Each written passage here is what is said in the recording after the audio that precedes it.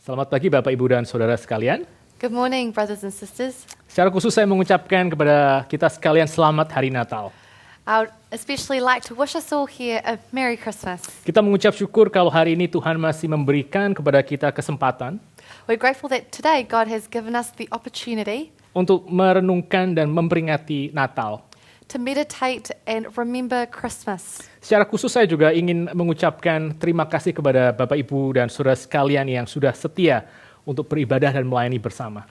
I would like to especially thank those of you who have faithfully worshipped and ministered with us. Kalau kita mengingat tahun yang 2023 ini, kita memiliki begitu banyak pelayanan. If we look back at 2003, we have had so many different ministries, Mulai dari pelayanan-pelayanan yang rutin yang kita biasa kerjakan secara mingguan, starting from the routine ministries that we have every week, sampai juga pelayanan-pelayanan seperti KKR regional, lalu VPS, serta Christmas Rally yang kita baru saja kerjakan. and also other special ministries like the gospel rallies in Indonesia, VBS, and also this Christmas service that we just had. Saya pribadi sangat mengucap syukur kalau saya boleh ditempatkan di satu jemaat yang meskipun kecil tapi kita punya hati untuk melayani dan juga berdoa bersama-sama. I'm personally so grateful to be amongst this congregation, even though we are small, I have a heart that desires to serve the Lord.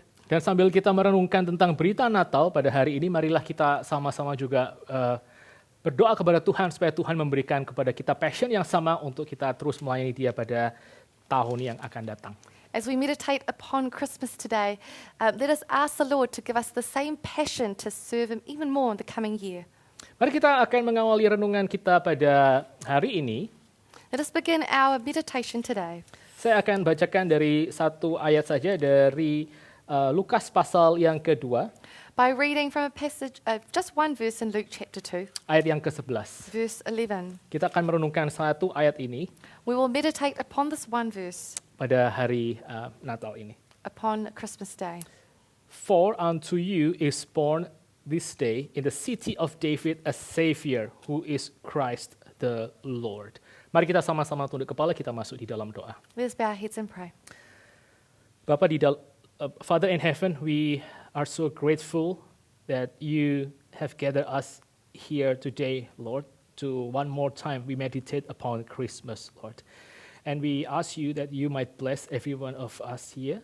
We pray that your Spirit might work within our hearts, illumine our mind, so we can truly receive the seed of your holy word, Lord. Lord, we pray that the love of Christmas, which you have showed 2,000 years ago, will be replicated within our life here today, Lord.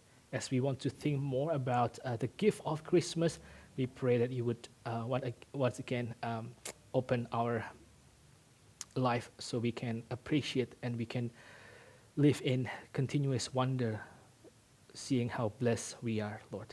Thank you for today, and we pray once again that you might fill this room and you might bless this whole service from the start until the very end. In the name of your Son, Jesus Christ, we pray.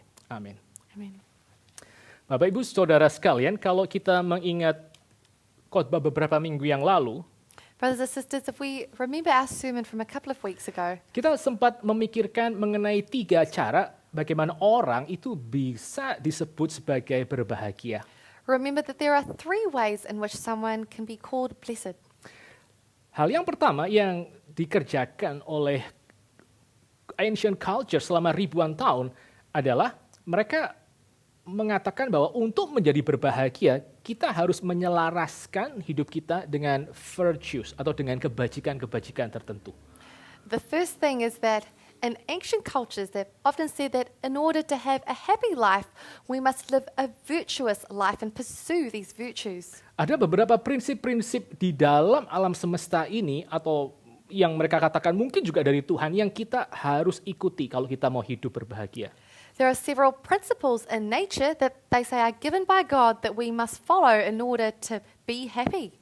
Dan ini kita bisa juga lihat di dalam kehidupan kita waktu kita melihat bagaimana orang sangat taat beribadah kepada agama mereka masing-masing. We can also see this in our lives when we see people so fervently pursuing their religion.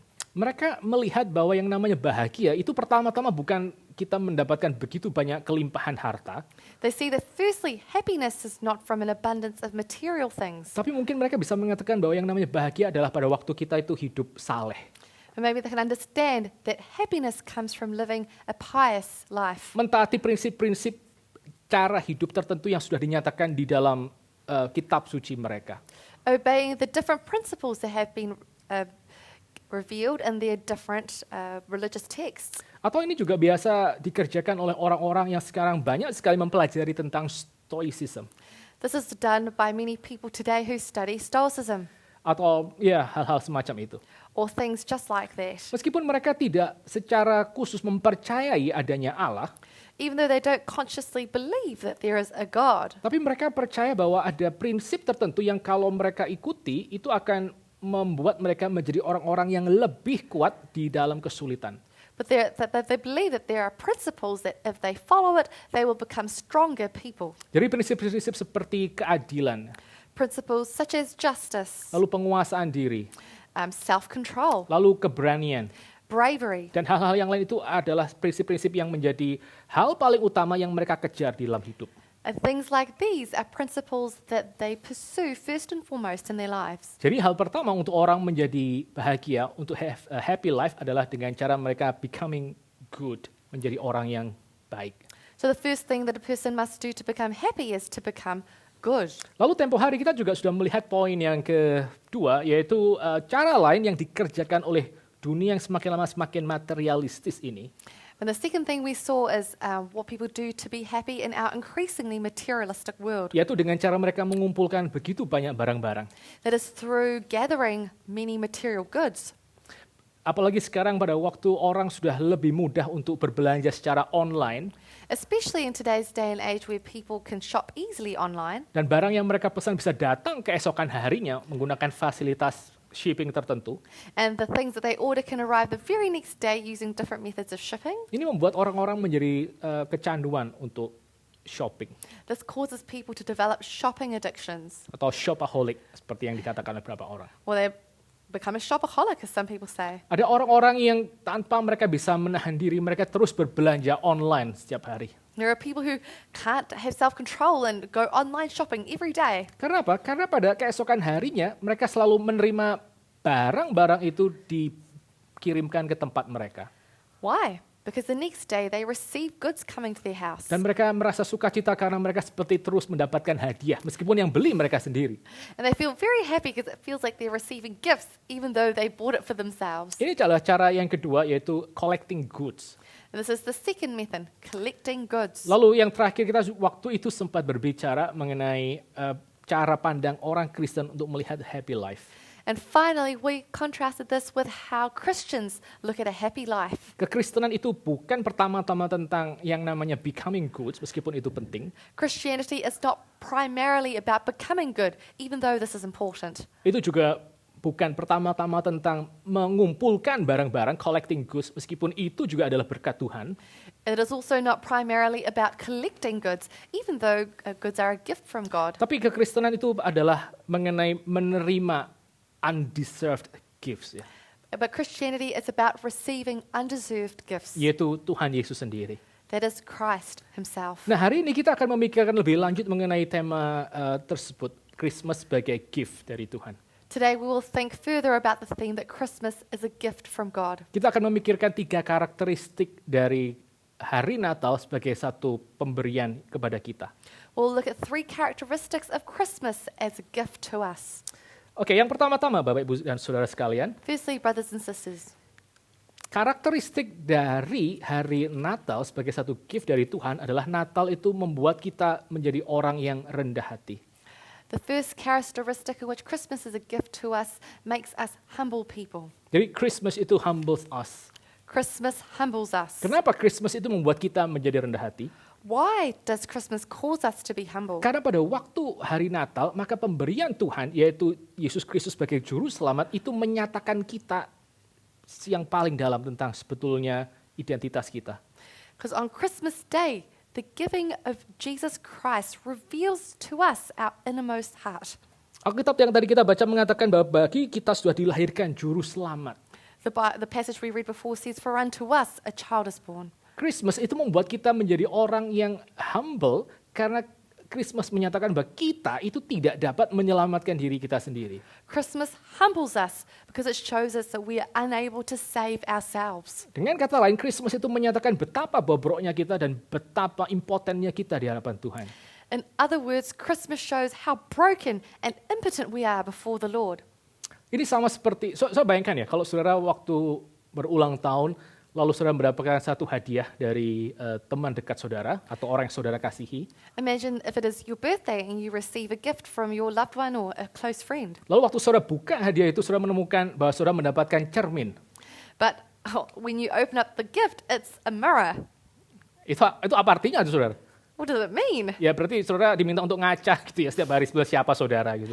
And it means that this person is telling you to look at yourself every day. Ya waktu saudara melihat bahwa saudara mendapatkan cermin misalnya, itu langsung mungkin saudara rasa langsung rendah hati gitu ya. Oh saya tidak secakep yang saya pikir misalnya. Perhaps when you receive the mirror, you feel humbled because you realize, oh, I'm not quite as beautiful as I thought. Atau kalau saudara waktu berulang tahun maka saudara mendapatkan hadiah seperti apa? Maybe buku tentang 10 tips bagaimana untuk diet misalnya. Or if it's your birthday, you receive a book that is 10 tips on how to diet. Langsung saudara rasa, waduh berarti saya mungkin selama ini kurang ini ya, harus menjaga makanan dan seterusnya. You might think, oh dear, up till now, perhaps I should watch my diet better. Nah, apa yang dikerjakan oleh Allah waktu hari Natal itu betul-betul mengungkapkan kepada kita sebetulnya siapakah kita di hadapan Tuhan. What God did on Christmas Day summarizes who we are before God. Bahwa kita adalah orang-orang yang berdosa dan kita tidak dapat menyelamatkan diri kita. That we are sinful people and we are unable to save ourselves. Tetapi hal ini, saudara, meskipun kelihatan satu hal yang sangat klise dan sangat biasa kita dengar sebagai orang Kristen, But even though this seems cliche and it is something we hear often as Christians, tapi sebetulnya tidak semua orang menangkap kebenaran akan poin ini. but actually not everyone grasps how true this point is. Satu kali waktu saya masih di Australia, saya sempat diundang oleh satu gereja Indonesia untuk berkhotbah di sana. One day when I was in Australia, I was invited by an Indonesian church to preach there. Lalu gereja ini adalah satu gereja yang ada di dalam tradisi yang sama dengan kita, yaitu dalam Reform tradition. And this church is in the same tradition as us, which is the Reformed tradition. Dan di dalam gereja itu biasa di dalam kebaktian juga ada sharing singkat yang dibawakan oleh salah satu orang yang ingin menyatakan pekerjaan Tuhan dalam hidup mereka. And usually in this service there is a short sharing from someone who would like to make a testimony about what God is doing in their lives. Akhirnya waktu hari itu ada satu orang yang maju, satu orang pengurus maju. And that day one of the people serving came forward. Lalu dia mengatakan minggu ini betapa susahnya kehidupannya. And he stated how difficult their life was recently. Karena dia mengalami krisis secara pribadi di rumah. Because this person was experiencing a personal crisis at home. Dan akhirnya krisis yang dihadapi di rumah itu membuat dia menjadi orang yang berbeda di tempat kerja. And finally, this crisis at home made them a different person at work. Dia menjadi orang yang sangat sensitif dan akhirnya mudah marah beberapa hari itu di tempat kerjanya. They became a very sensitive person and easily angered at work. Lalu akhirnya teman kerjanya itu akhirnya kebingungan melihat si orang ini yang tiba-tiba berubah karena hidupnya dalam tekanan. And the work colleague became quite confused as to why this person changed so much in their mannerisms. Lalu anggap saja si nama orang ini adalah let's say namanya Danny Boy. Let's just imagine that this person's name is Danny Boy. Lalu dia mengatakan teman-temannya bertanya, so where is the real Danny Boy? And the colleagues say to him, well, where's the real Danny Boy? What happened with you? Kenapa engkau begini?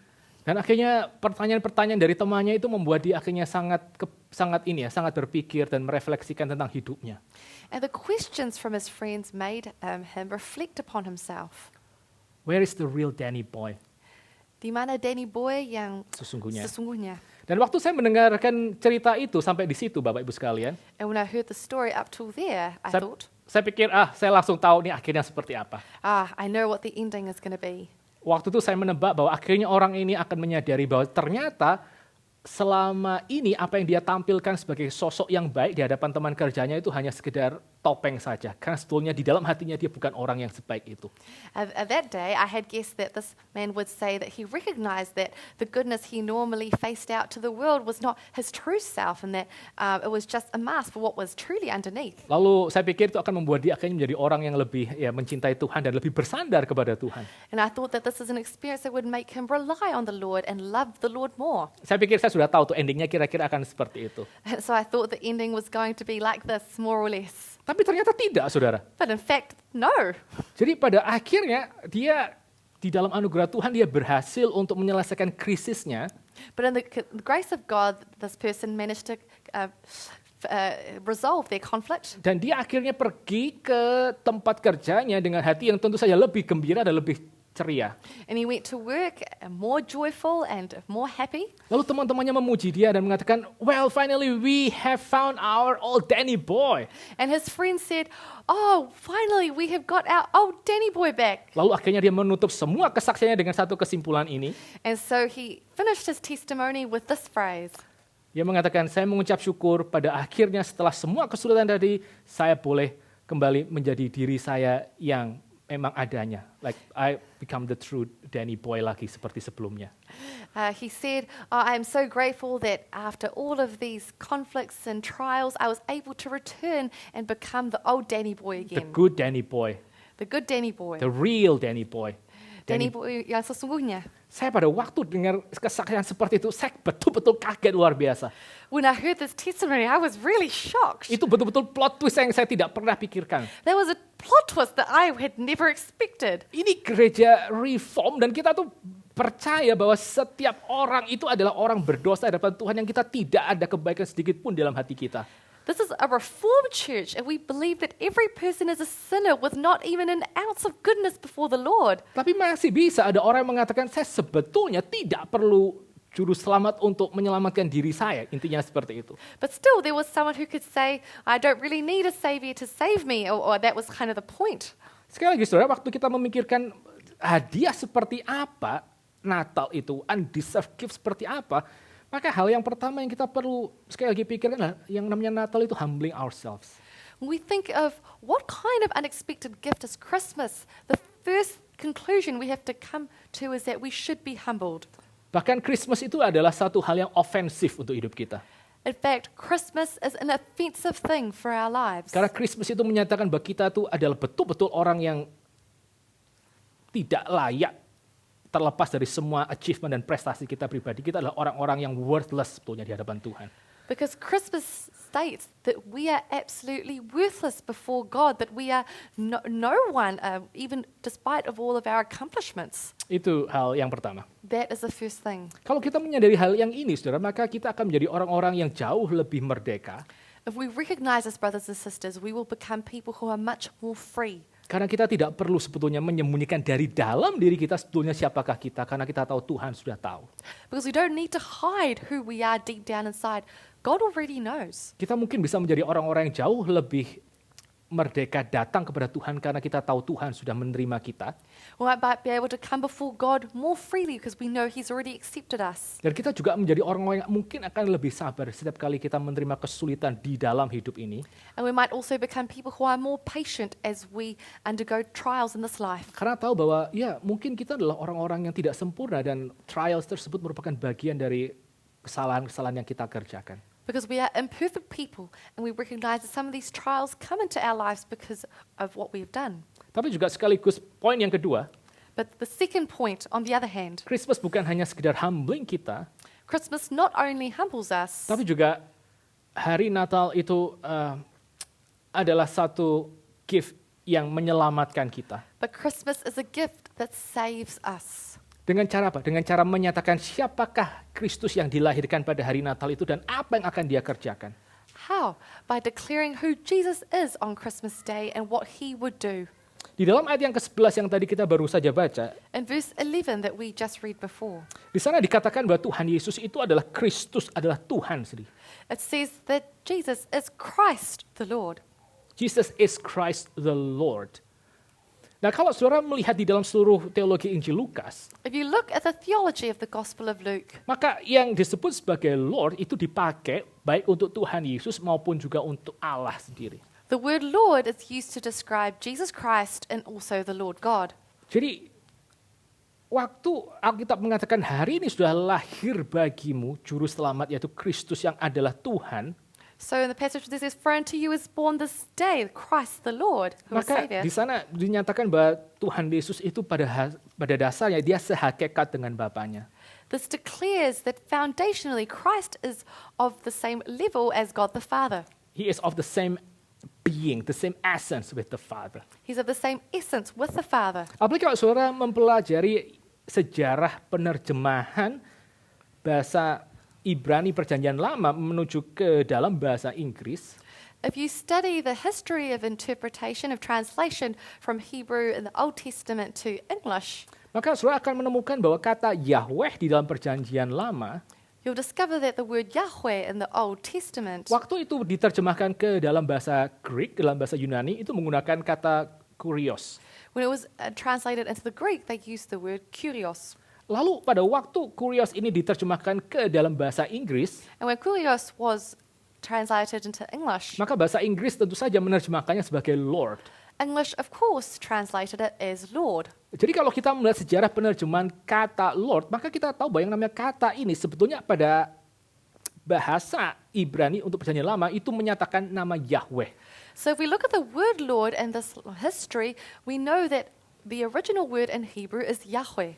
Maka kita melihat di sini sekali lagi bahwa hadiah yang Allah berikan pada hari Natal itu bukan, tentu saja yang pertama adalah itu membuat kita menjadi rendah hati, tapi juga sekaligus inilah hadiah yang menyelamatkan kita.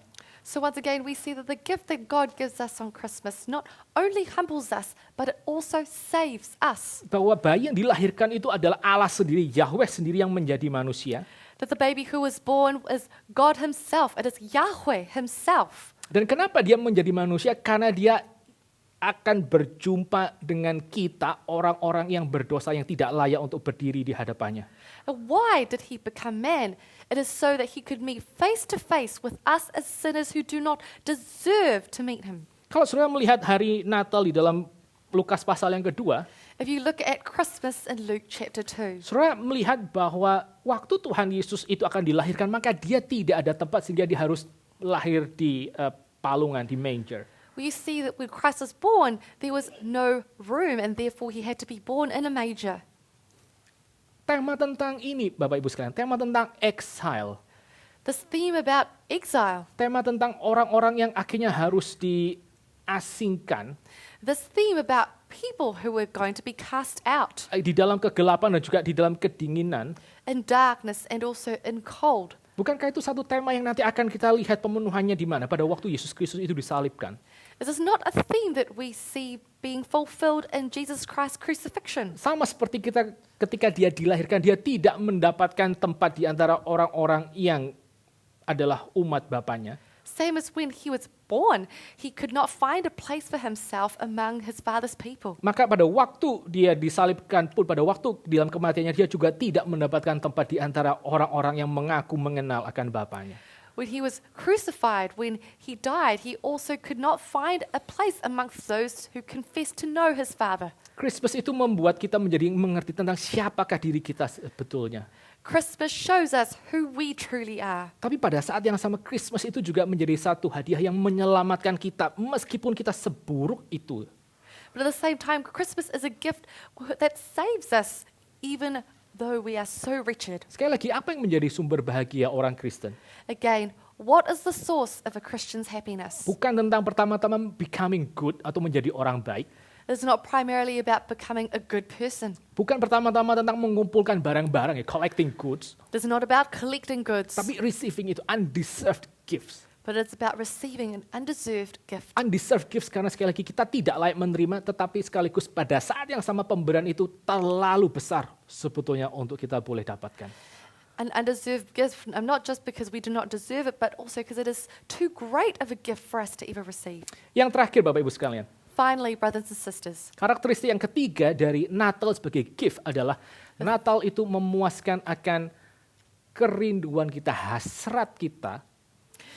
thirdly, the reason why Christmas is a gift is that it satisfies all of our deepest longings. Hasrat kita tentang apa? Hasrat kita tentang yang disebut sebagai hidup yang limpah.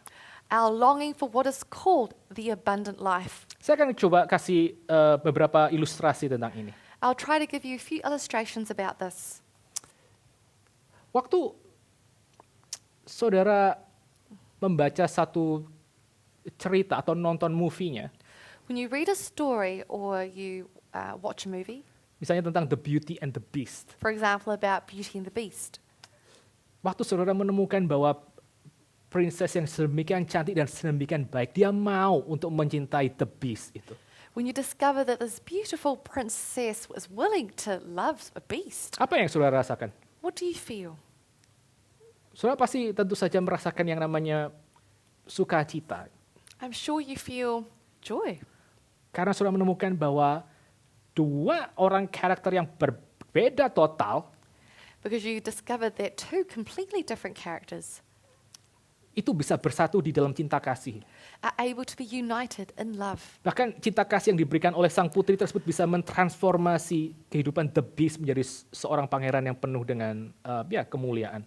In fact, this love from the princess is able to transform the beast into a prince. Ya, kita sangat mengucap syukur untuk melihat keindahan yang seperti itu. Kita sangat sedang melihat story yang berakhir dengan sedemikian indah. Now, we are so grateful and we are often so happy to see stories with such a beautiful ending. Atau kalau saudara waktu itu saudara ingat pernah menonton atau membaca kisah tentang what is that White Princess? Sleeping Beauty. Have you read the story about Sleeping Beauty?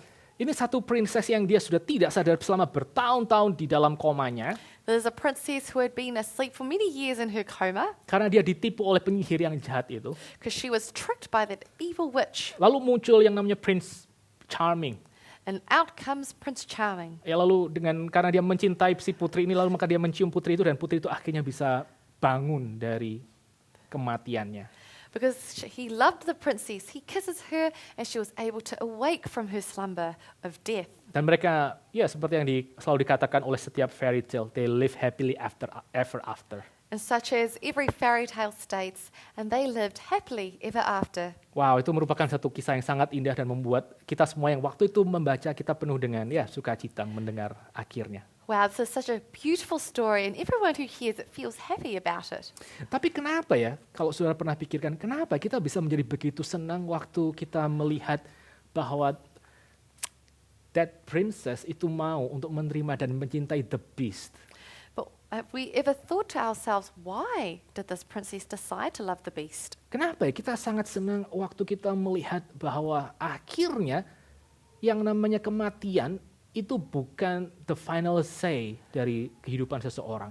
Why do we feel so happy when we see that death is not the final say for a person? Coba bayangkan dengan beberapa story yang lain. Just imagine a few other stories. Romeo and Juliet misalnya. Romeo and Juliet, for example. Waktu saya masih di high school, saya nonton film Romeo and Juliet. Or when I was in high school, I watched the movie Romeo and Juliet. Nonton di bioskop. I watched it in the movies. Lalu, itu versi si Leonardo DiCaprio sama Claire Danes. And that was the version with Leonardo DiCaprio and Claire Danes. Semuanya berjalan dengan sangat baik sampai akhir dari cerita itu. Everything was going really well until the end of the story. Romeo dan Juliet itu sudah hampir bersatu dan bahagia selama-lamanya. Romeo and Juliet were nearly going to be together and happily ever after. Dan mereka sudah siap untuk meninggalkan dua keluarga mereka yang saling bermusuhan dengan begitu lama. They were prepared to leave their two families that had been warring for so long. Lalu tanpa sadar, masing-masing membuat strategi. And both of them, without knowing, created their own strategy. Bahwa Juliet ini punya strategi untuk dia akan meminum obat tidur sehingga dia akan disangka mati dan dia boleh akhirnya keluar dari tempat itu, dari keluarganya.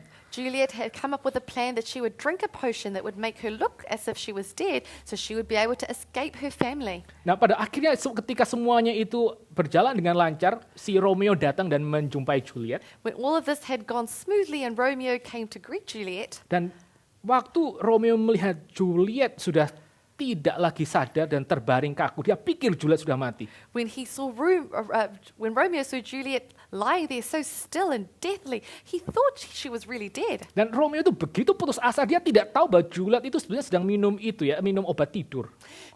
Romeo felt such despair. He didn't know that Juliet had only drunk a sleeping potion. Lalu akhirnya Romeo memutuskan kalau tidak ada Juliet, dia juga tidak akan bisa hidup. In the end, Romeo decided that without Juliet, there was no point in living. Lalu pelan-pelan Romeo itu mengeluarkan satu tube yang isinya adalah poison. Dia akan commit suicide karena dia rasa sudah tidak ada lagi artinya hidup tanpa Juliet. And Romeo took out a vial of poison. He was going to take it because there was no point in living without Juliet. Lalu sambil dia buka tube yang ada poisonnya itu dan siap-siap mau minum, maka kamera pindah dan memperlihatkan bagaimana Juliet yang sudah sekian lama di dalam obat bius itu pelan-pelan akan bangun. And as Romeo opened up the vial of potion, the camera pans to Juliet, who was starting to wake up from her slumber from the sleeping potion. Dan pada waktu dua adegan itu terjadi bersama-sama, And these two things happened at the same time. maka seluruh sinema itu ributnya setengah mati, Bapak Ibu sekalian. The whole cinema was very noisy during this scene. Lalu orang tuh juga berkali-kali berteriak kepada kepada si Romeo supaya Romeo itu tidak minum si racun yang dia sudah siapkan.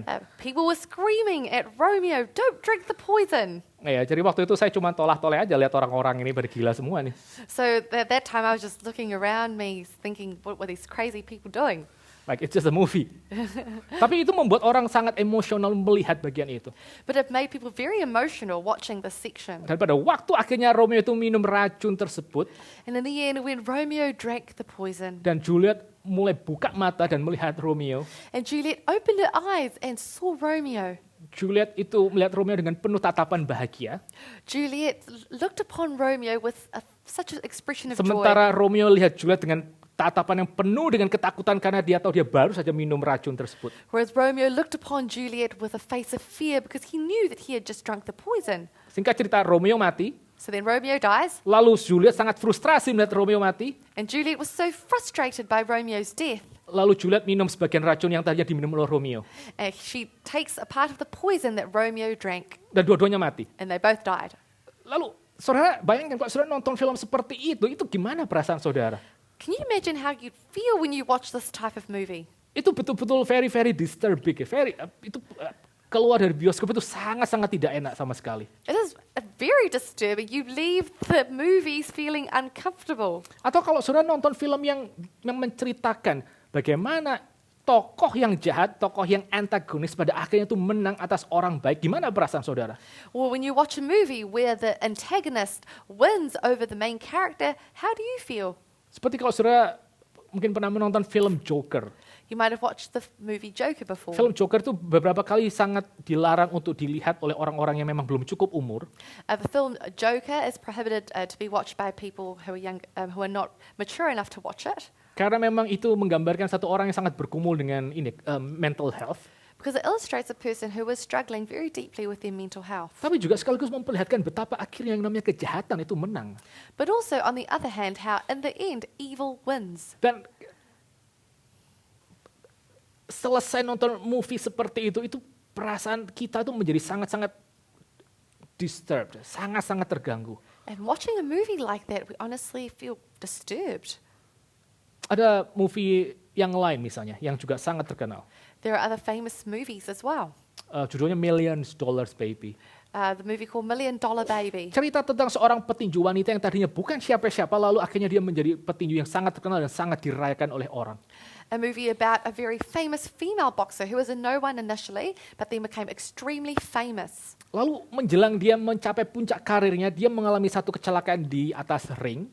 But it follows her to the peak of the career where she suffers an injury in the ring. Di mana akhirnya dia jatuh lalu lehernya membentur stool yang disiapkan oleh orang-orang di cornernya. Where she fell and struck her neck on a stool that had been prepared for her. Dia patah dan akhirnya lumpuh. Her neck broke and she became a tetraplegic. Lalu dia kehilangan pengharapan. Lalu untuk apa hidup selanjutnya? She lost hope. What is the rest of my life going to look like? Lalu dia memutuskan untuk bunuh diri. And she decided to kill herself. Lalu selesai orang melihat movie seperti itu sekali lagi perasaan mereka betul-betul sangat terganggu.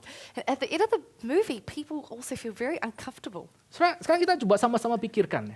But let us think about this together. Kenapa hati kita itu bisa sangat puas, hati kita itu bisa sangat bersyukur melihat kisah seperti Romeo and Juliet, di mana akhirnya, melihat kisah dari Beauty and the Beast, di mana namanya cinta kasih itu bisa menang atas ugliness.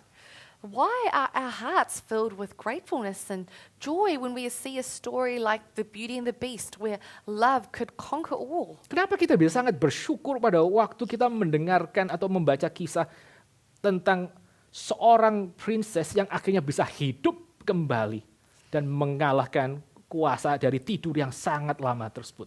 Why do we feel so grateful that a princess was able to wake up from her slumber and defeat the curse of sleep upon her? Kenapa kita bisa sangat senang waktu sangat puas bahkan ketika kita membaca satu kalimat pendek itu, and they lived happily ever after.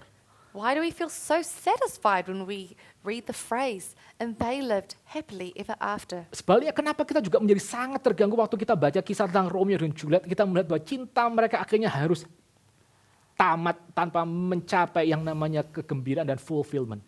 Why do we feel so disturbed that the love story of someone like Romeo and Juliet had to be cut off and they weren't able to reach fulfillment Kenapa together? kita juga merasa terganggu ketika kita melihat akhirnya, let's say, Joker itu menang atas seluruh kota Gotham? Why do we feel disturbed when we see the Joker wins over the whole city of Gotham? Ada satu hal di dalam hati setiap manusia yang itu mengharapkan supaya hal-hal yang baik itu boleh menjadi akhir dari semua kisah. There is something in our hearts that desires for a good thing to be the end of all stories. Apa sih keinginan atau hasrat hati kita? What is the deepest desire of our hearts? Kita ingin supaya yang namanya cinta kasih itu tetap selama-lamanya, dan cinta kasih itu bisa menerima kita apa adanya seperti kisah Beauty and the Beast. We desire for love to remain forever and for love to accept us unconditionally, like in the story of the Beauty and the Beast. Kita menginginkan bahwa yang namanya good, yang namanya order, yang namanya akhirnya beauty itu bisa menang atas kejahatan. We desire for good, order, and beauty to win over death. Dan bahkan kalau kita tidak bisa melihat itu di dalam kehidupan nyata, kita bahkan merasa sangat puas kalau itu bisa ada di dalam movie sekalipun. And even if we cannot see this in our lives, we are so happy to see it in the movies. Kenapa kita sangat terganggu waktu kita menonton misalnya kayak tadi itu, Romeo and Juliet, di mana akhirnya yang namanya death itu berkuasa atas love. Why do we feel so disturbed in movies like Romeo and Juliet, where death wins over love? Kita menginginkan bahwa ini bukan yang harusnya terjadi. Kita menginginkan bahwa sebetulnya life itu yang harus mengalahkan death. It's not that has to happen, but we really desire for life to conquer death. Dan Timothy Keller itu mengatakan bahwa semua kisah-kisah fairy tales itu, semua kekecewaan kita pada waktu kita melihat kisah yang katakanlah error dan tidak sesuai harapan kita, itu menunjukkan bahwa di dalam hati kita punya longing itu. Tim Keller says that all of these fairy tales that we find so satisfying, and also the stories that we find disappointing, shows us the deepest longings of our heart. Dan the gift of Christmas itu memberikan kepada kita satu right, memberikan kepada kita satu justification untuk mengatakan bahwa pada akhirnya yang namanya cinta kasih itu akan menang atas semua ugliness.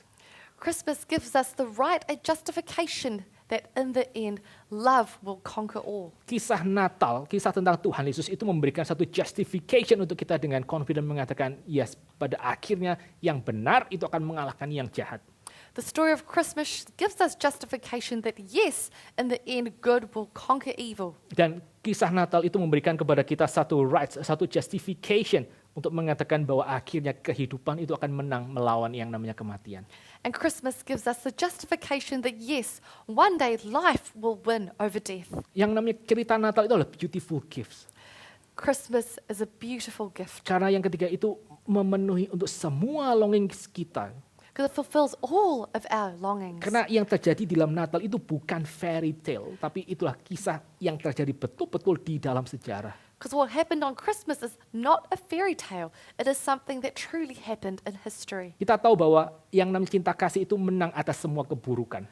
We know that love conquered all evil Karena Allah sudah memberikan Tuhan Yesus untuk lahir bagi kita orang berdosa. because God gave Jesus Christ to die for sinners like us. Kita tahu yang namanya kebaikan akan menang atas semua kejahatan.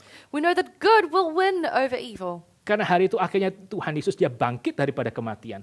Because that day Jesus Christ rose from the dead. Dan karena kita tahu bahwa di dalam dunia penuh dengan kegelapan dan dengan penuh keburukan, Tuhan itu masih mengkaruniakan anugerah, yaitu bayi Yesus Kristus. And we know that in this world that is filled with darkness, that God still gave us his only son, baby Jesus. Kita tahu bahwa hidup itu akan lebih berkuasa daripada kematian.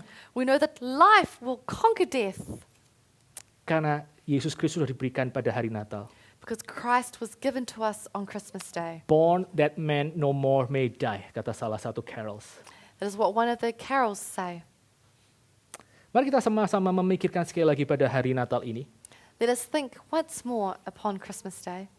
Betapa kita harus sangat bersyukur kalau sudah diberikan kepada kita juru selamat di kota Daud, yaitu Kristus Tuhan. How we ought to be so grateful that we have been given a Savior in the city of David, that is Christ the Lord. Karena hari Natal menyatakan kepada kita bahwa sebetulnya siapakah kita yang tidak layak untuk dicintai. Because Christmas declares to us that we do not deserve to be loved. Hari Natal menyatakan kepada kita siapakah Tuhan Yesus dan apa yang dia kerjakan. Christmas declares to us who Christ is and what he has done. Bahwa hari Natal adalah hari yang menyelamatkan. That Christmas is a day that saves. Lalu kemudian yang ketiga, kita bersyukur sekali karena hari Natal adalah hari di mana seluruh hasrat kita dan longing kita paling dalam akan semua hal-hal yang mulia itu sungguh-sungguh terpenuhi di dalam Yesus Kristus yang lahir bagi kita. And thirdly, on Christmas Day, all of our deepest and greatest longings were fulfilled in the person of Jesus Saya berdoa Christ. biarlah kiranya kisah Natal ini bukan hanya menjadi satu kisah yang kita selalu ulang-ulang begitu saja setiap tahun. I pray that the story of Christmas would not just be a story that we repeat every year, Tapi biarlah kiranya kita sendiri menemukan diri kita sungguh-sungguh di dalam kisah Natal tersebut. but may we truly discover ourselves in the story of Christmas. Bahwa kita adalah orang yang akhirnya dikasih oleh Tuhan terlepas dari siapapun kita. That we are people who are loved by God apart from who we are. Mari kita sama-sama tunduk kepala. Let us bow our heads and pray. Kita akan berdoa. Father in heaven, we have read a portions of your word, Lord, and we have thought about it, Lord. Lord, we pray that the gift of Christmas will be truly ours, Lord. Lord, we don't want to live in illusions about who we are, Lord. We want to come to know who we truly are before you, Lord. And we are so thankful that Christmas has revealed to us that we are actually sinners, and yet we still have hope. We have still the certainty of forgiveness and eternal life because of your sons, Lord. And we are so grateful that we also find how in Christmas Day our longings of the beauty, of the good of life has been fulfilled, Lord.